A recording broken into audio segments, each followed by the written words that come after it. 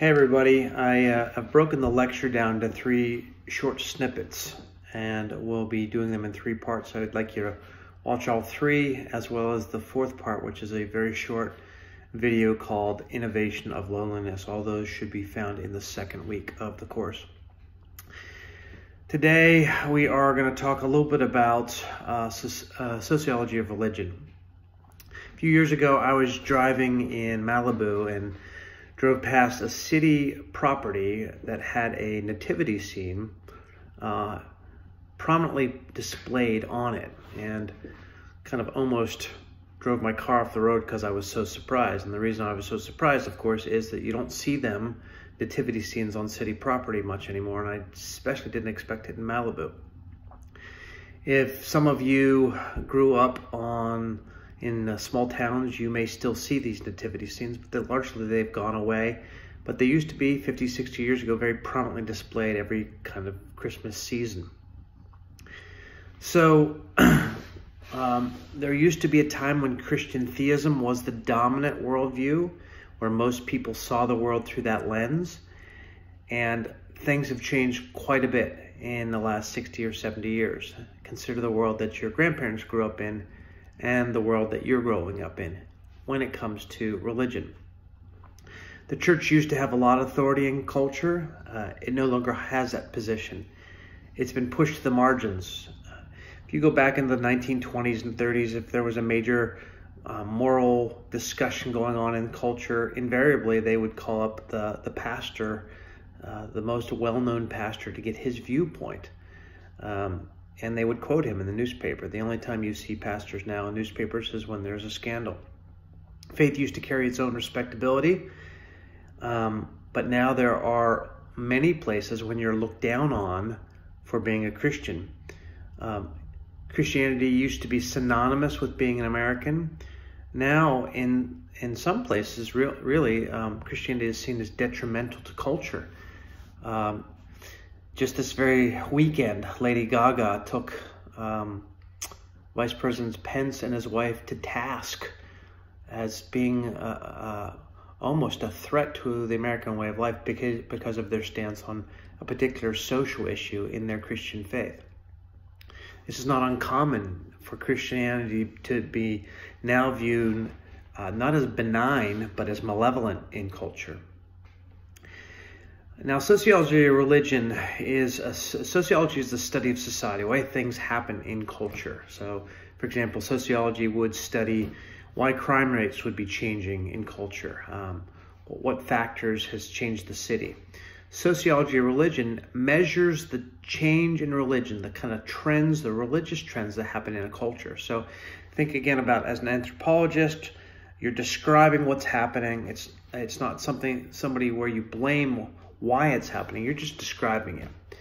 So we're going to describe 3 trends in sociology of religion over the last 75 years that are kind of observed and measured, scientific data kind of things. The first trend is a growing secularism. What do we mean by secularism? I'm going to give you a definition. This is also going to be on the PowerPoints that are on the 2nd week. It's an erosion of the influence of religion on societal structures, which in turn results in the diminished impact of religion in the public sphere. So the idea here is, as you look at American culture, religion, its influence is eroding. It's being pushed to the margins. It's not really in the center of culture anymore. It has less impact, less influence. It's diminishing. That's measurable in American culture.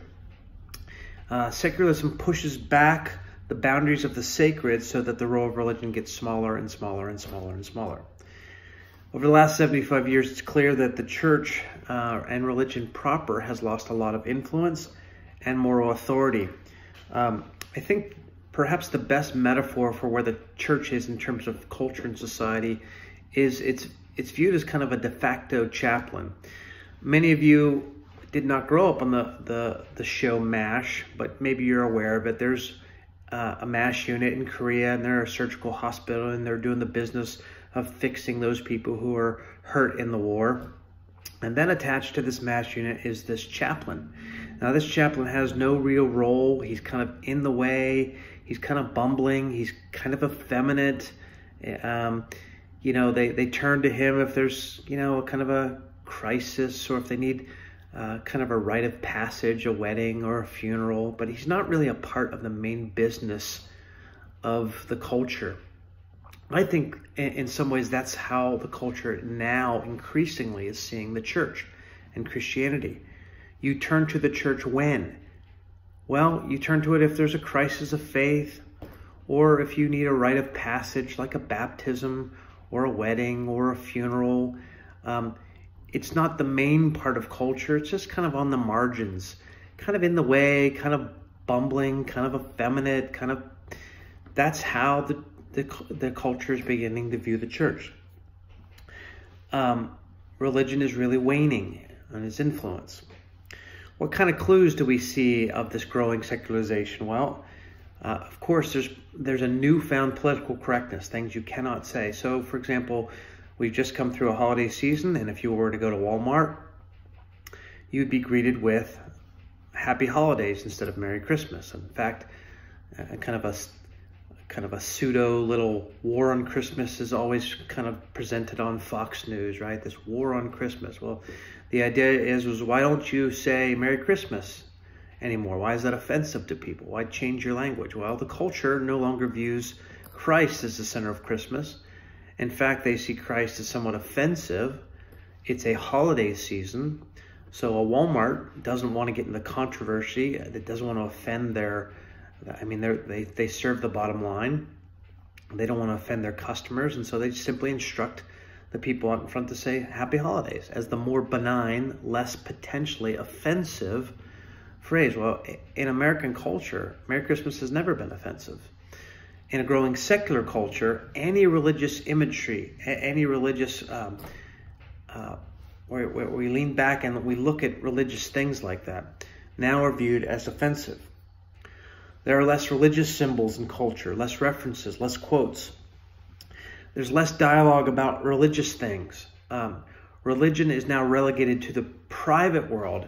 It's not really to be brought out into the public world. And so, for example, if you were to go and make a speech in front of the Senate and say, because of my religious faith, I believe X, that would be seen almost as inappropriate. Because religion, you can believe whatever you want in private, but in the public sector, you don't refer to religious things. There now is increasingly shame in identifying as a believer now. You're almost embarrassed to do it. This is new in history. There are more vocal opponents in the secular culture to Christianity. I'm going to read you a quote by a man named Sam Harris. He's kind of lumped in with a group of writers called the New Atheists. And I want you to hear this quote and just imagine this quote being read to your grandparents. He says, if I could wave a magic wand and get rid of either rape or religion, I would not hesitate to get rid of religion. I think more people are dying as a result of our religious myths than as a result of any other ideology. I would not say that all human conflict is born of religion or religious differences, but for the human community to be fractured on the basis of religious doctrines that are fundamentally incompatible in an age when nuclear weapons are proliferating, it's a terrifying scenario. I think we do the world a disservice when we suggest that religions are generally benign and not fundamentally divisive. Now, he just said if he could get rid of rape or religion, he would get rid of religion because in his view, religion does more harm to people, to society, to culture.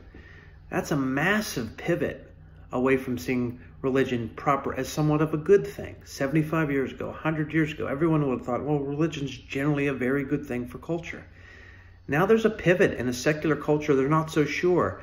When a Christian takes a stance on social issues that are against kind of the progressive wave, well, now Christianity is backward. It's holding back progress. It's judging, right?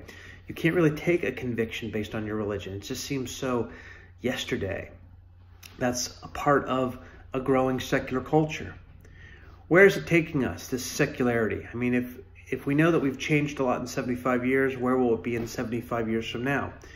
Well, of course, we already know we're tracking church attendance shrinking. If we were in class, I'd kind of take you through the stats. Even though still about 75% claim to be Christian, it's really only about 25% of the population that we might identify with as a Christian in terms of a church-going, a person who has commitments, basic personal commitments to Christ. That's about 25% of the culture. In some parts of the Pacific Northwest, you have somewhere around 4 to 5% of the culture that would go to church once in a month. That's an effect of secularity. People are not identifying as Christians. So if you see the trends, they're using I am spiritual but not religious. I don't associate with a religion proper, but I'm very spiritual. This is a trend. Secularization even affects things like birth rates. So a birth rate in a culture is the number of children each woman in the culture has to have for the population to remain steady.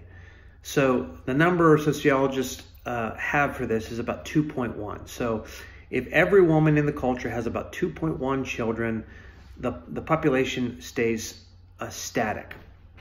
So what's interesting is what we're finding is the more educated a culture, the more affluent a culture, the more secular a culture, the fewer children it has. So for example, in Europe, most of them are around 1.2, 1.4, 1.5. For the very first time, America is 1.78, which means at the current rate, our population is shrinking. The native population is shrinking. It's not having enough children to sustain itself. And we find this trend. The more educated and affluent, the more secular a culture, and the more secular culture, the fewer children it has. You can also see it, so when you start thinking about the causes of secularity, we could kind of pinpoint 3 or 4. Affluence, capitalism. So if you can think about why would affluence make a culture more secular? Well, what does money do for a person? What does it do for any given person? If you have a lot of money, well, it answers basic fundamental questions. It provides a sense of security, a sense of identity, a sense of who and what you are. Well, these are functions largely that religions had. Who am I is defined by God, not by how much money. What happens after I die is kind of figured out with God within a religion. So the more affluent a culture, the less it is tending to turn to religion for the ultimate metaphysical answers to those big questions. Technology is also a factor here. We'll study in the next few weeks, in a modern age, science has essentially kind of pushed out religion in answering ultimate questions. We have a belief in progress, a belief in science, a belief in technology. There is a way in which this is kind of replacing what religious belief used to be. Telecommunications. We live in a smaller world. We're aware of more religious and philosophical worldviews. The more there are, it's kind of a smorgasbord, the less impact any one can have on our thinking. Even urbanization. So sociology describes that people are moving almost worldwide out of the rural areas and into cities. Well, what happens in cities is you begin to rub elbows with people of different beliefs. You're in proximity, you're close to them. So you can't just think about them in the abstract. They're your neighbors. And when they're your neighbors, the sharp edges of faith systems tend to wear off because, well, you want to get along with your neighbor. You don't want to argue about religion, so you tend to not emphasize your religion as much, just so you're at peace with your neighbor. You choose to not talk about these sorts of things. These are some of the things that seem to be causing our culture in America to become more secular. Now look for the second of 3 lectures on